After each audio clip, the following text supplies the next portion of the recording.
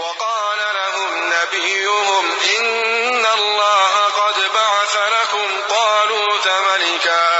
قالوا أنى يكون له الملك علينا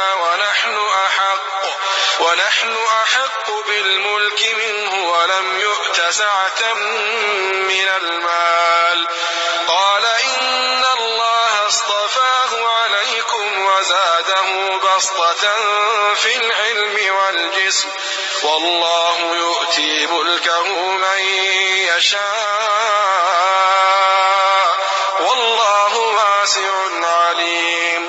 او دوی تخپل نبی وویل بشک الله تعالی تو سه د پوره یقینا طالوت بادشاہ مقرر کړی دی. هغه وویل د هغه د پوره په میش باندې بادشاہي څنګه کېدای شي؟ حال دا چې میش د هغه نه د بادشاہي زیات حقدار یې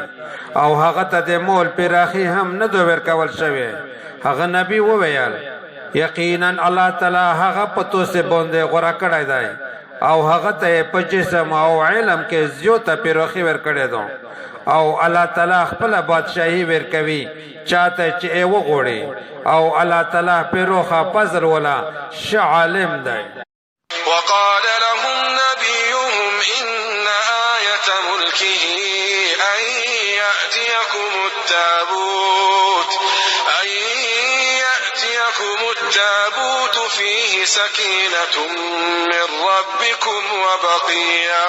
وبقية مما ترك آل موسى وآل هارون تحمله الملائكة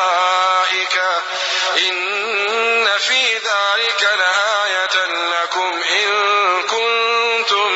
مؤمنين. غیت خپل نبی دا هم وویل چې د الله تعالی د طرف نه د هغه د پاچا کې د نقشه دادو چې د هغه په زمانہ کې به هغه صندوق توسه ته بیا ملاو شي چې پکیم کې چې د توسه د رب د طرف نه د توسه د پورا د زړه د اطمینان سامان پروت دی او پکیم هغه صندوق شي چې د آل موسی او د آل هارون پوته کړل شوی تبرکات پروت دي او په دې وخت د پرشتي په حفاظت کې دی. که توسه مؤمنون یې نو دا د توسه د پورا لوی نقشه